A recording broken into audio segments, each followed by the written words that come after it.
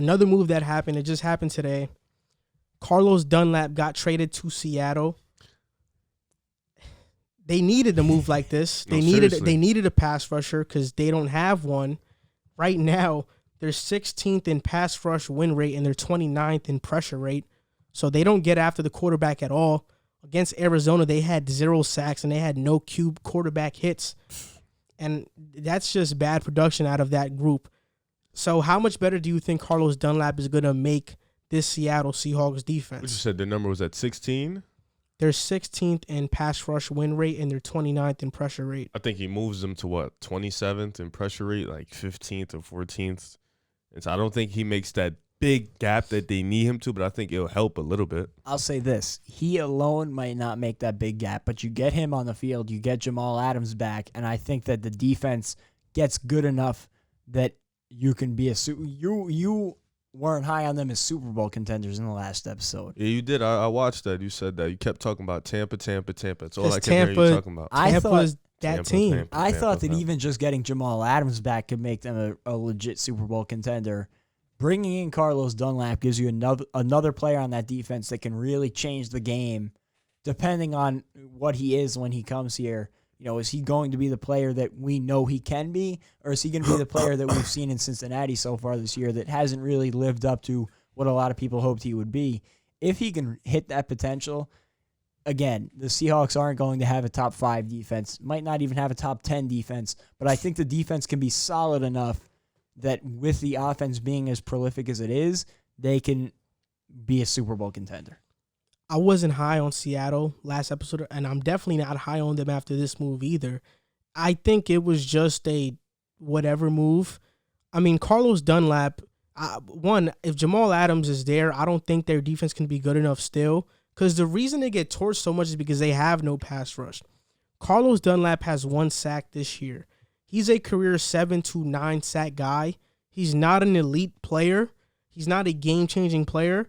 And if you have guys on that defensive line that aren't very good, and now you add in a good player that can be great on some nights, it's still not doing much because they can probably key in on him and double him. They need to add another pass rusher. And there's some on the market right now. Takarius McKinley's one of them in Atlanta, former first-round pick that they can add.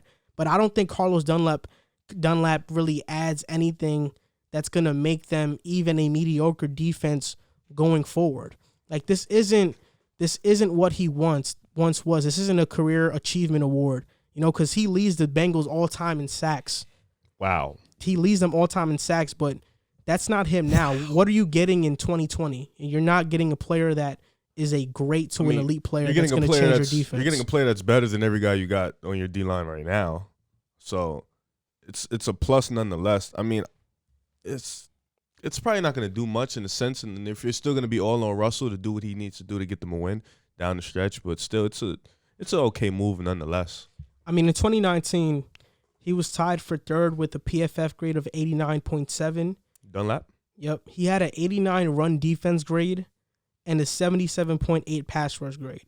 So he's more of a run defender than he is a pass rusher, and at this point, they need both. Yeah. So even if they could get him stopping the run as good as he's done, then they'll have something. But I don't think it moves them into top 15 defense. Maybe they'll be like the 20th ranked defense now, or if they have Jamal and him and everybody healthy, like the 20th ranked defense. But I don't see them being a top 15 ranked defense.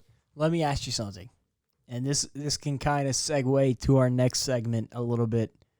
But a guy whose name has been rumored in maybe some moves from New England, arguably the best cornerback in the league, Stephon Gilmore. If they can go out and get him, what do you think about this defense? Woof. Woof. Well, the defense woof, woof. would get better, but I think that move is super unrealistic. Wait, hold on. I have a question. You said that Tampa would destroy Seattle. That's what you said. They would. And you said because Tampa's defense is great, right? And their offense is great as well. Okay. It's both. Is Tampa's defense this year better than the Niners' defense last year? It's really close. Did you know in the 2 meetings that they faced Russell Wilson, they split it, and the last one they lost because the Russell Wilson lost because they stopped him at the goal line, right? Okay. So what makes you think that Tampa's just gonna outright destroy Seattle when they play. Like, can Seattle stop Tampa's offense? Can not. Seattle keep up with Tampa? If they're offensively, I definitely think they can. if they're going score for score, Tampa Bay scoring fast. Can Seattle do the same thing on that elite defense? I don't think they can. I don't think that Tampa can stop Russell Wilson. I think they can. That's a bold bet. Yeah, I think if you saying the Bucs defense is probably around the same as the Niners defense last year, which was legendary, we can all agree it was legendary. And Russell Wilson put up probably two of the best games that they played last year against them. With probably his team was probably worse last year than it was this year.